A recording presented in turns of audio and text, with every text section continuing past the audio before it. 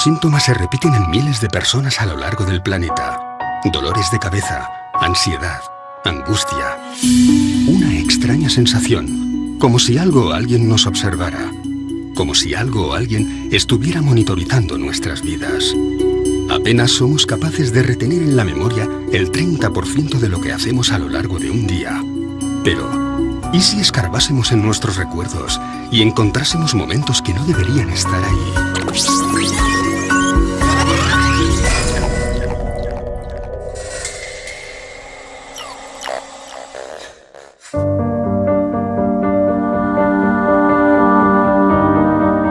Los relatos sobre personas supuestamente raptadas por seres extraterrestres vienen repitiéndose desde hace décadas. Uno de ellos es el de Carla Batista, una mujer portuguesa que afirma haber sido abducida desde muy pequeña. Veía luces, sentía zumbidos, a veces oía sonidos más agudos. Muchas veces por la noche veía una luz en su cuarto, el colchón refulgía como si fuera incandescente. Situaciones muy extrañas. Era una chica retraída y cada vez tenía menos amigos. Con el paso de los años, esta situación comenzó a afectar seriamente a su vida social, por lo que acudió a distintas terapias en busca de ayuda. Carla fue enviada por el grupo de estudio de ufología para realizar una sesión. Porque ella se quejaba de haber sido raptada por extraterrestres durante la noche. Tenía marcas en el cuerpo. Había una luz azul que surgía en el cuarto, tras lo cual no recordaba nada. Tenía muchos momentos de amnesia, periodos sin recuerdo de lo que pasaba durante la noche. Ella vino, por tanto, para tratar de esclarecer esas situaciones. Yo la recibí como médico, como terapeuta, para ayudarla a integrar esos momentos. Momentos como el que ocurrió el 4 de septiembre de 1989, cuando Carla y varios amigos salen de Lisboa para pasar unos días de vacaciones. Salen de aquel lugar 2 coches, ella con 2 personas más dentro del coche y 3 personas más en el coche de delante. Pasan el puente 25 de abril y nada más pasar, hay un reclamo luminoso que al pasar ellos se apaga. Unos minutos más tarde, uno de los amigos dice que hay una estrella que parece seguirles. Y al mismo tiempo, parece que está perdiendo el control del vehículo. Parece que el coche no quiere andar. Parece que el coche se estuviera levantando. A ella incluso le cuesta respirar. Quiere que el coche que va delante se detenga. Quiere salir de allí. No lo consigue y de repente ve todo nublado. Deja de ver y grita: ¡paren, paren, paren! Cuando logran detener los vehículos, Carla se encuentra en un serio estado de shock. No recuerda nada. Una cosa curiosa. Habían hecho un viaje de unos pocos minutos y el motor aún estaba frío. Las ruedas estaban frías y el interior del coche estaría más o menos helado. Ella apunta que había unas marcas, tipo quemaduras, en la parte superior del coche. Aquel coche nunca más volvió a funcionar. A la mañana siguiente detecta unas manchas. Una mancha debajo de la barbilla y otra en la zona del ombligo. Como unas incisiones. El concepto de abducción es un término jurídico, significa rapto, secuestro. Lo que pasa es que posiblemente la gran mayoría de las personas, del público, lo asocia directamente al fenómeno ufológico y a una de las vertientes, creo, más interesantes y a la vez más polémicas que hay, ¿no? Y es el secuestro de un terrestre por parte de una inteligencia extraterrestre, en la que luego tenemos diferentes variantes, ¿no? Porque ya no solo se queda en el secuestro, según dicen los testigos, sino que incluso en ocasiones se llegan a realizar algún tipo de pruebas dentro de esa supuesta nave extraterrestre, e incluso en ocasiones se realizan hasta implantes, es decir, el abanico es muy amplio. Una abducción es un secuestro intencionado y no permitido. Va contra nuestros principios. Se nos hace cuando estamos inconscientes, sin nuestra autorización. Se practican técnicas invasivas. Es tremendamente traumático. Las personas luego no logran convivir con ello. A pesar de no recordar lo que ocurrió, comienzan a experimentar una traumatología traumática y necesitan ayuda para aclarar lo ocurrido. Las experiencias de abducción son traumáticas. De hecho, no hay ningún caso de abducción que voluntariamente haya dicho: me apunto a ser abducido. En 2007, Carla regresa a las sesiones de psicoterapia para tratar de aclarar qué o quién estaba provocando aquellas pérdidas de memoria. Seguimos el esquema clásico. A través de un estado de relajación, de hipnosis clínica, se le transporta hasta aquellas noches en las que ella se quejaba de algo que pasaba, pero no recordaba. Después descubrió que era transportada durante la noche, a través de la ventana, por un rayo de luz, hasta una nave en la que era explorada desde un punto de vista médico. Le hacían exámenes y ella sentía como si aquello fuera una invasión. Y naturalmente que era una invasión de su cuerpo. En esa regresión, ella recuerda todos los procesos. Se ve a sí misma en un sitio muy iluminado, con seres a su alrededor, interesados en su cuello, interesados en la tripa. Se siente mal, quiere vomitar y ellos le dan un líquido muy amargo para que beba. ¿Qué es lo que quieren? Diles que no es justo lo que están haciendo sin tu autorización. Porque eres un ser sensible, un ser inteligente con derecho a usar su propia voluntad. Así que había un diálogo con esos seres a través de la paciente. Algunos de esos seres decían que esto era simplemente un plan, una investigación que tenía que realizarse. Algunos seres dijeron, sí, conocemos esa ley y lo tendremos en cuenta. Lo que ocurrió es que a partir de entonces disminuyeron todas estas escenas en que Carla decía ser abducida.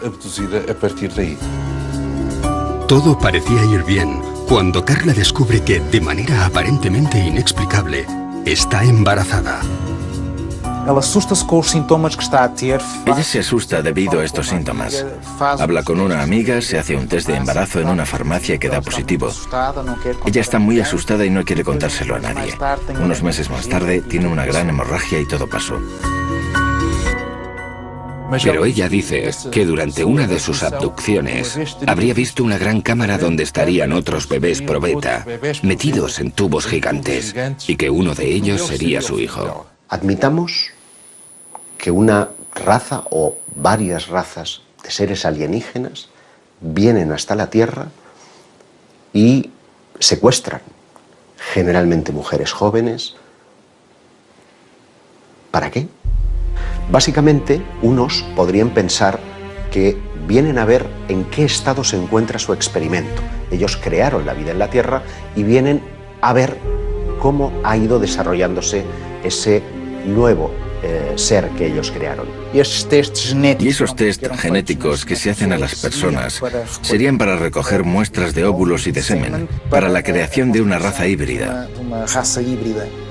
Del mismo modo en que el Homo sapiens sapiens consiguió superar al Neandertal, aquí tendríamos una raza híbrida que en el futuro vendría a hacerse con el planeta y alzarse sobre el Homo sapiens sapiens. Sin lugar a dudas. El fenómeno abducción acompaña al ser humano desde que tiene conciencia de ser hombre.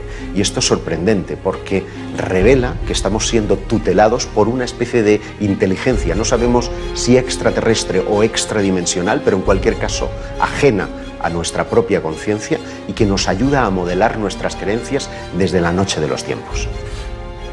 De hecho, eso vendría a explicar el porqué de esa pieza que falta en lo que es la evolución del hombre, que es el eslabón perdido, ¿no? Es decir, hay un momento en el que hay un salto cuantitativo, cualitativo tan enorme que hay quien piensa que algo tuvo que ocurrir, y dentro de ese algo tuvo que ocurrir caben muchas posibilidades. Una de ellas es que genéticamente fuéramos manipulados por unas inteligencias que están fuera de este planeta.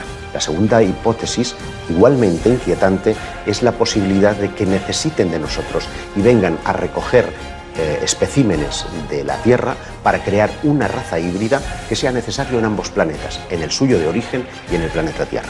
Muchas de las mujeres dicen que tras haberles sido retirados los óvulos meses más tarde, se les presenta a estos bebés como si fueran hijos suyos. Muchas de ellas hablan de unos compartimentos grandes donde estaban depositados estos bebés, a donde se les acompañaba y se les mostraba.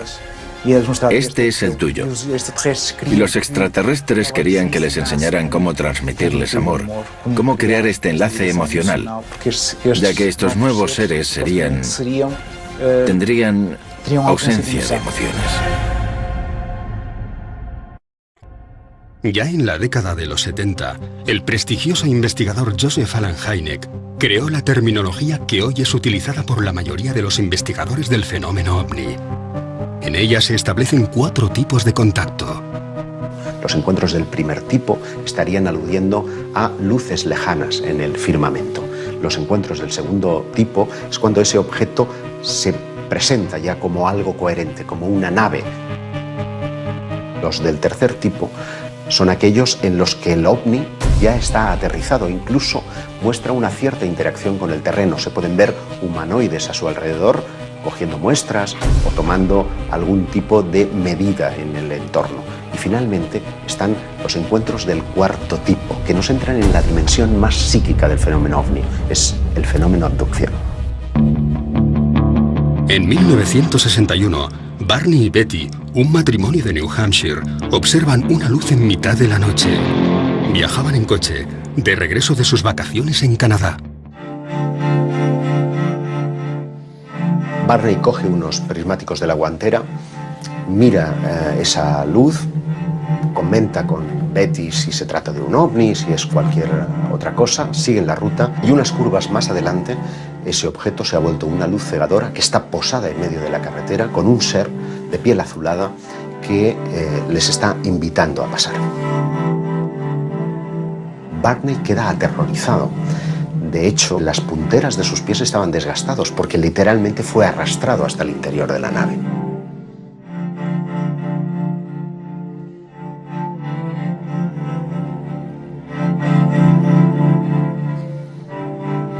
Años más tarde, en 1966, la pareja acude a terapia.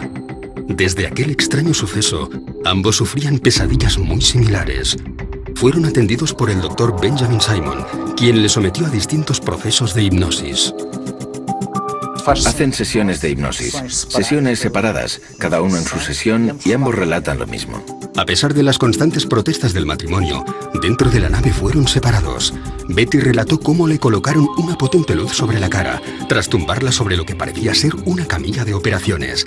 Le cortaron un mechón de pelo, examinaron sus ojos, orejas, dientes y manos. Aquellos seres usaron algo parecido a un escarpelo para raspar y hacerse con muestras de su piel. En inglés, aunque con dificultades, aquellos supuestos extraterrestres le dijeron que le estaban realizando pruebas en su sistema nervioso y con una aguja de 10 centímetros y a través de su ombligo una prueba de embarazo.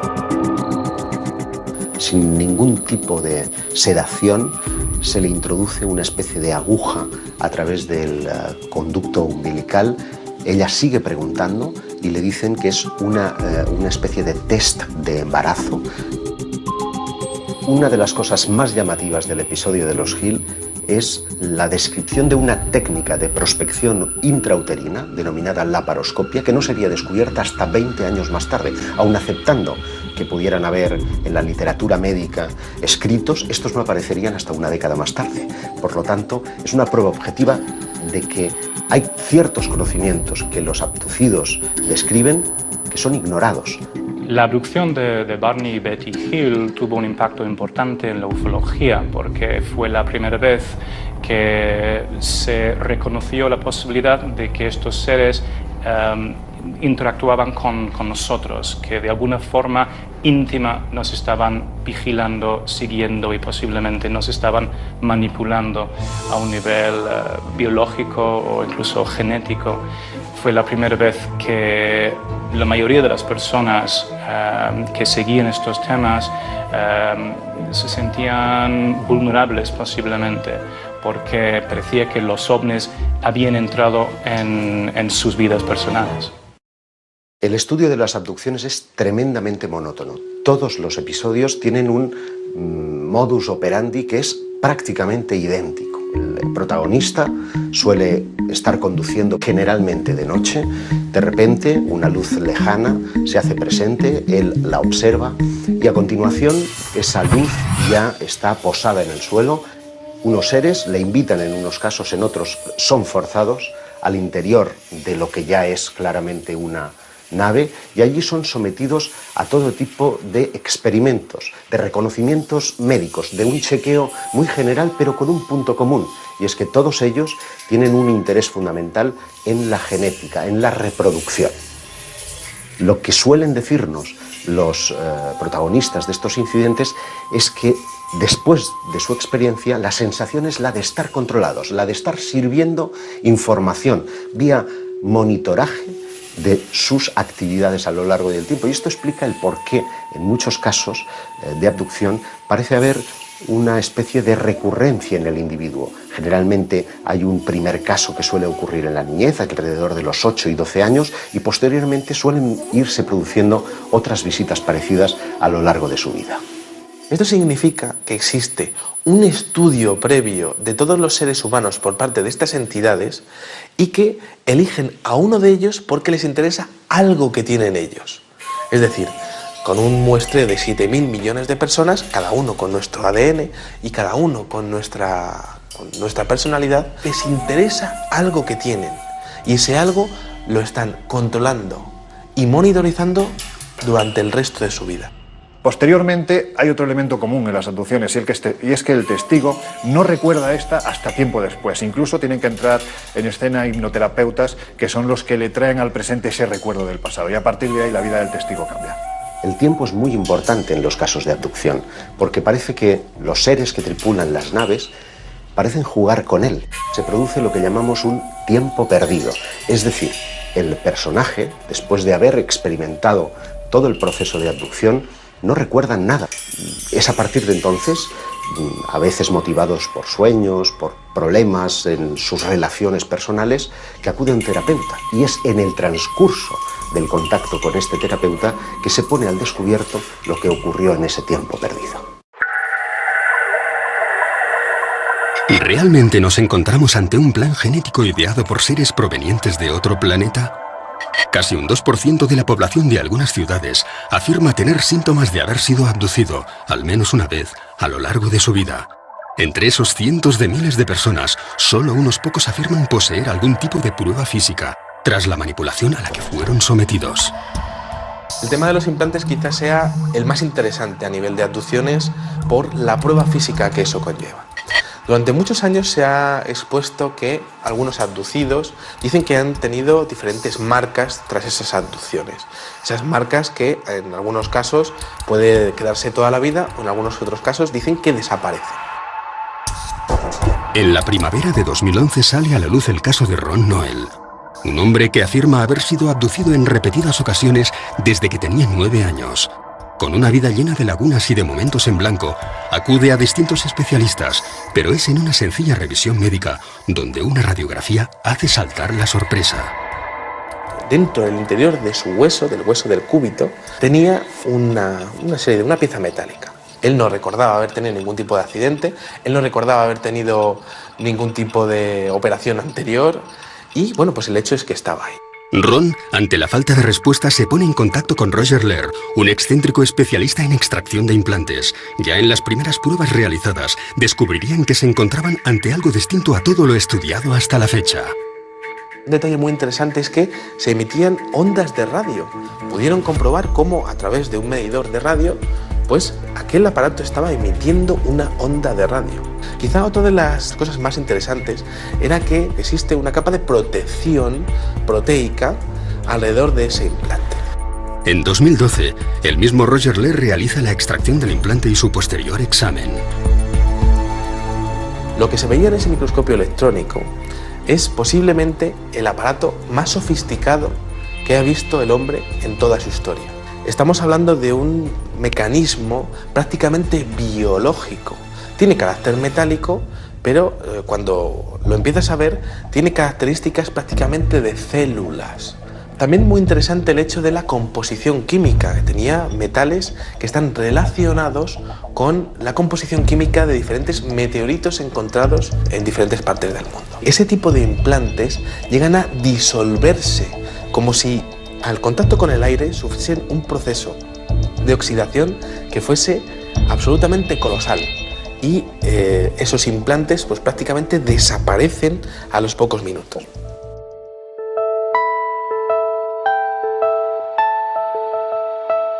Cuando estamos hablando del fenómeno de las abducciones, estamos hablando prácticamente del fenómeno de la monitorización. ¿Qué significa eso?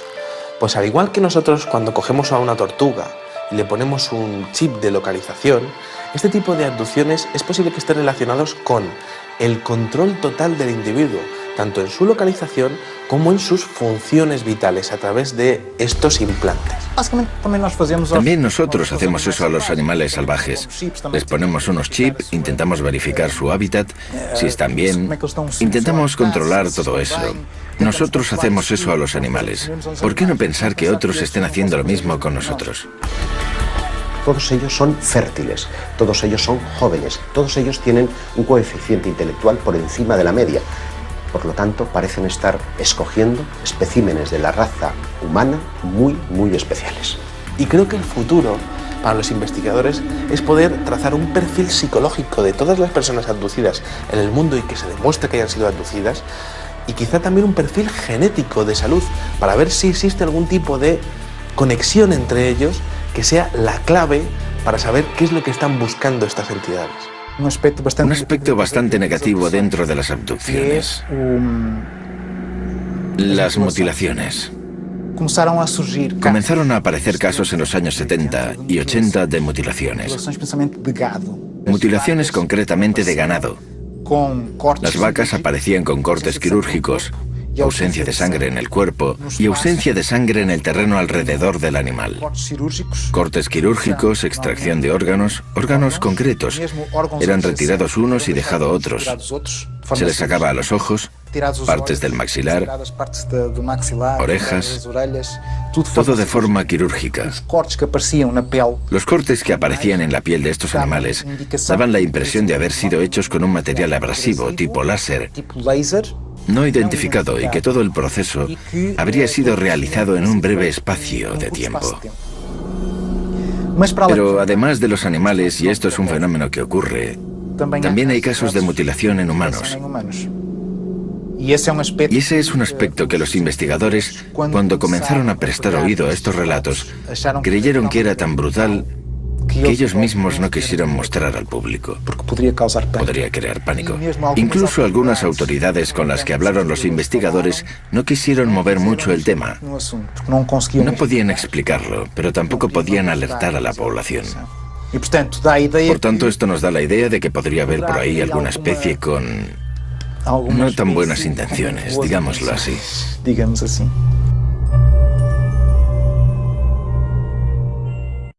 Tenemos muchos casos españoles interesantes. Recuerdo, por ejemplo, el caso de Miguel Herrero Sierra, que en 1978 se dirigía hacia Guadalajara por la Nacional 320.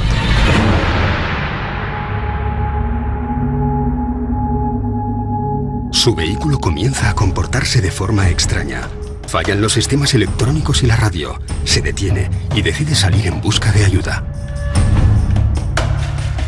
A medio camino se encuentra un individuo que podría pasar por un ser humano normal y corriente, porque el único rasgo distintivo que le hacía especial es que iba con un mono ajustado con un círculo rojo. Él pensó que era un mecánico. El caso es que este hombre le convence para que le siga, le lleva a un claro en el bosque, en donde encuentra una nave posada. Dice que tiene forma de sombrero, que está a unos 10 metros por encima del terreno y que deja caer un rayo de luz hacia la superficie del terreno. Miguel se ve inmerso en un haz de luz que lo transporta hasta el interior de lo que parece ser una nave espacial. Dice que la estancia es extraordinariamente grande, que las paredes parecen como desdibujarse, como si se desmaterializaran en un momento determinado, pero en otras vuelven a materializarse, que hay como paneles con datos. El relato vuelve a coincidir con casi todos los casos de abducción, cuando Miguel es sometido a varios ensayos clínicos. Pero al incorporarse, se encuentra algo difícilmente explicable. Le colocan en la camilla y después de experimentar con él y de reconocerlo, se reincorpora y hay algo que le perturba de una forma extraordinaria. Es que un ser que estaba de espaldas a él se da la vuelta y se encuentra a sí mismo, como si fuera un doble especular.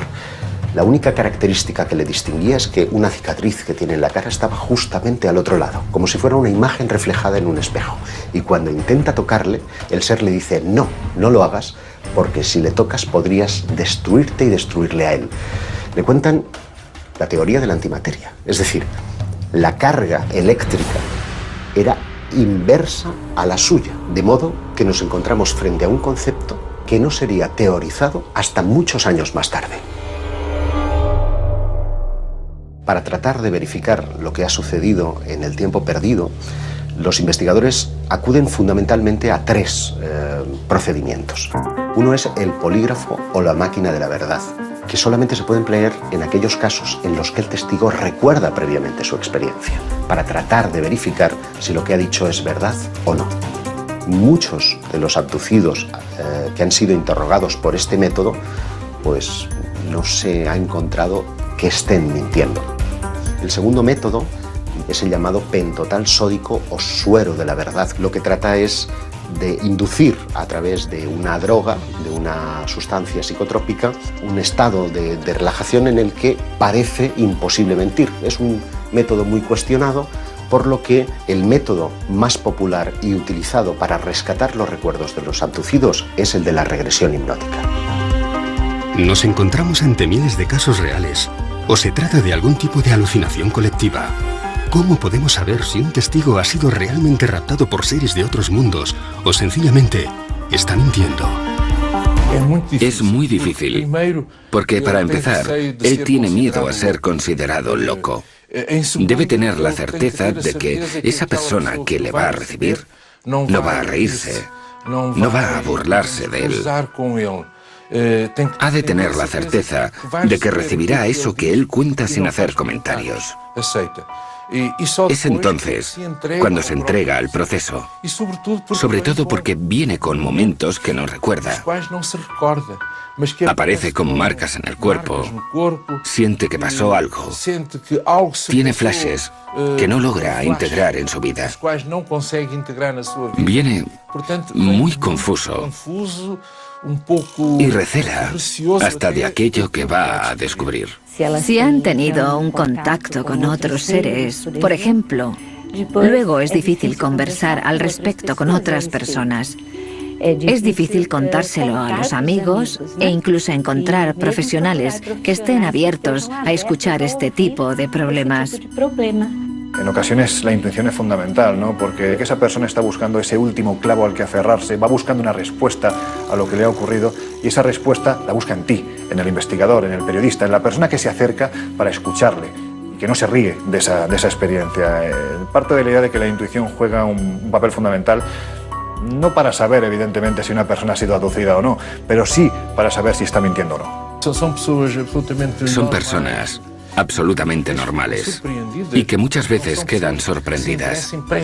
No son personas que se interesen previamente por el tema, que estén siempre mirando al cielo. No, surge en el día a día, en las personas más normales, en las situaciones más vulgares. Y al hacer regresión y pedirle que vuelva a la primera vez que eso ocurrió, se ve teniendo una experiencia de abducción. De repente está siendo raptado y pasa por cosas que no entiende. Pero tiene un pequeño problema, y es que en hipnosis también se puede mentir.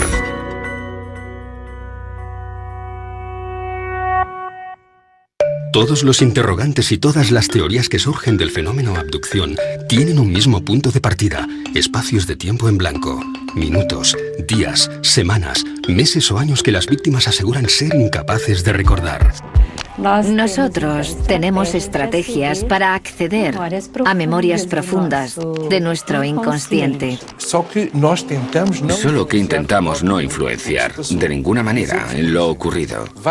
Decimos, por ejemplo, ve hasta la noche del 23 o 24 de julio. Intenta entender qué ocurrió. Describe qué es lo que ocurrió. Mira a tu derecha, mira a tu izquierda. ¿Cuándo sentiste eso? ¿Fue cuando estaba en la mesa de operaciones, por ejemplo? ¿Sometido a una anestesia? ¿En un ambiente totalmente inhóspito?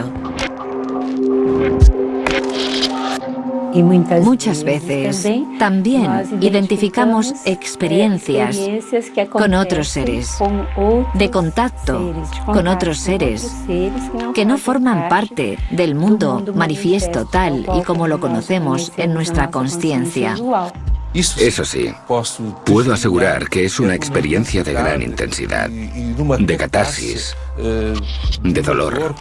Cuando hay lugar para ello, de alegría. Cuando hay casos para ello, de miedo, de terror. Todo es vivido con mucha intensidad. El corazón late más deprisa, las manos transpiran.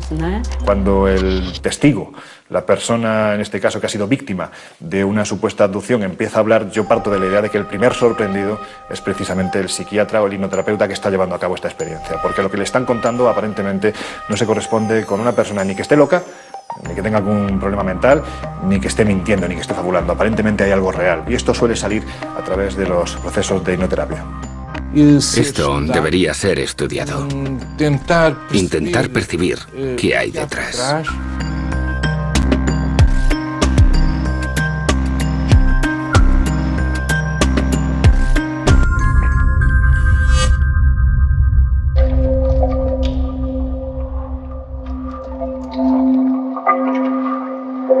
Por extraño que pueda parecer, podríamos encontrarnos ante un fenómeno que ha acompañado a la raza humana desde sus inicios, y no solo ante un mero producto del siglo XX. Pero es especialmente en el periodo de la Edad Media donde vamos a encontrar una serie de relatos que parecen encajar 100% con las modernas abducciones. Me estoy refiriendo a los íncubos y súcubos. Las actas inquisitoriales están llenas de descripciones de seres que se asemejan a los modernos extraterrestres. Es decir, la similitud es tan extraordinaria que parece que estamos ante el mismo fenómeno. No dicen ovni porque los ovnis no existían. Lo interesante para mí es que nunca hemos dejado de hablar de abducciones, es decir, que llevamos 500 años y posiblemente más tiempo, miles de años, quién sabe, hablando del rapto de humanos por parte de seres extraños. En 1486 se publicó un libro que se llamaba el Malleus Maleficarum, que describe los fenómenos relacionados con la brujería y con la demonología. Sirvió como una especie de guía para cazar brujas y para discutir temas importantes como si los demonios nos raptan, si nos utilizan para engendrar sus propios hijos, cosas así que hoy en día surgen en las abducciones modernas. Si analizas lo que dicen acerca de los demonios, ves muchas similitudes entre los extraterrestres y los demonios. Los cazadores de brujas decían que no solo las brujas fueron raptadas por los demonios, sino cualquier persona. También se especulaba si estas abducciones eran fenómenos mentales, es decir, si el demonio era capaz de raptar a una persona mentalmente o si lo hacía físicamente.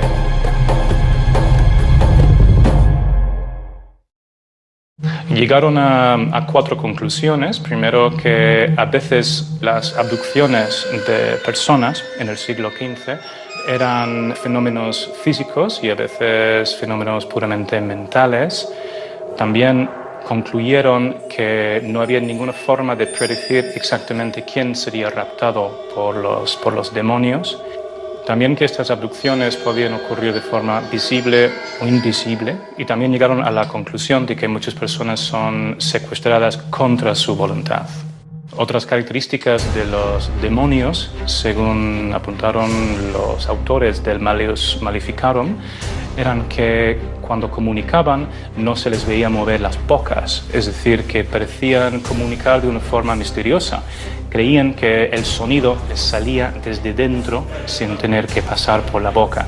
Esto se puede comparar con los seres extraterrestres que se supone que comunican de forma telepática. No existía la palabra telepatía en el siglo XV. En las abducciones actuales se habla de cómo los extraterrestres pueden crear una especie de visión o panorama para que los testigos se confundan, no saben exactamente lo que está pasando. Los demonios hacían exactamente lo mismo y creaban visiones en la mente de los testigos para convencerles de que realmente no estaban en una reunión de diablos, sino que se encontraban en casa o en un sitio bastante idílico. Los seres sobrenaturales en el folclore y también en la demonología tienen cierta obsesión por las actividades sexuales de los humanos y también con la posibilidad de crear una especie de híbrido entre ellos y los humanos. Los diablos parecían sacar semen a los humanos y transportarlos de alguna manera y crear otros seres utilizando este producto. Y a veces incluso embarazos que terminaban de una forma bastante misteriosa y desaparecían de repente. Evidentemente, con el paso de los siglos, la vida es otra, el entorno es otro, la tecnología es otra, y lo que antes identificábamos como dioses o demonios, ahora identificamos con extraterrestres. Ante el reto que suponen los viajes interestelares, algunos investigadores han sugerido si ellos, esos seres que llamamos extraterrestres, no estarían en realidad ya en nuestro mundo, desde la más remota antigüedad, que se hubieran quedado. Dentro de esa teoría prospera una que tiene que ver con el mundo intraterrestre. En 1985, Xavier Claret, fotógrafo profesional, sube al Monte del Montseny en Cataluña para cubrir un reportaje sobre el dolmen de Vallgorguina. Sin saber cómo, se ve rodeado por una densa niebla.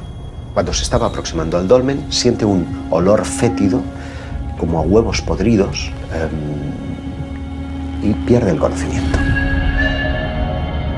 Según el relato de Xavier, parece como si fuese arrastrado por algo o por un grupo de personas hasta el interior de una cueva. Y es curioso porque cuando lo recobra, a su alrededor hay unos seres de aspecto monstruoso, con la piel viscosa, que están colocando un líquido ámbar en su piel. Y uno de ellos parece estar manipulando el dispositivo de cámara. De modo que lo que nos lega son dos polémicas fotografías que muestran planos muy desenfocados de lo que en apariencia son las manos de estos seres intraterrestres y una cabeza distorsionada. El relato es 100% real. Xavier fue sometido a regresión hipnótica, fue sometido al polígrafo y a la prueba del pentotal. Él describe a los seres de 1,20 m aproximadamente, como con carnes muy flácidas, muy viscosos y de aspecto monstruoso, y además con un olor verdaderamente fétido. El rostro parece tener como una especie como de antenas o algo parecido, con unas orejas como muy caídas, muy viscosas, y lo que son los ojos son prácticamente como dos botones estirados en el rostro. Seres verdaderamente monstruosos.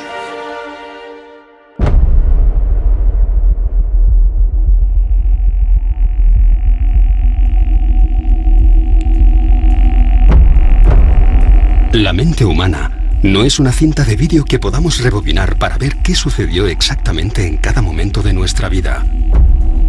Si lo hiciéramos, nos encontraríamos con demasiados fragmentos distorsionados, alterados o simplemente borrados.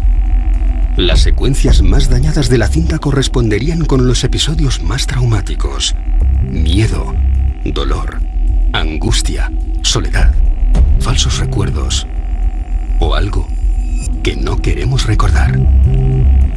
¿Qué ganan los abducidos contándonos esas experiencias que a menudo despiertan la sonrisa de sus vecinos y semejantes? No ganan nada, tienen mucho más que perder.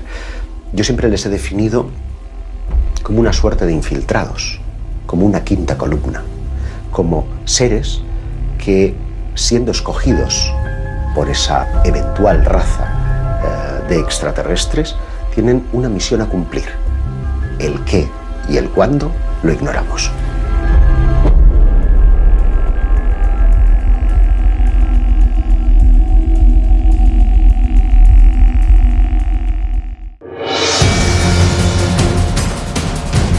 Lo hemos llamado posesión demoníaca, enfermedad, rapto, Pero el fenómeno abducción podría habernos acompañado desde hace siglos. Para algunos, nos encontramos ante un plan genético trazado por una inteligencia extraterrestre, en el que la raza humana seríamos simples cobayas. Para otros, esas mismas entidades habrían sido nuestros creadores. Pero para las víctimas de los miles de casos recogidos en todo el planeta, todo esto es una pesadilla de la que no siempre consiguen despertar. Algo muy difícil de explicar.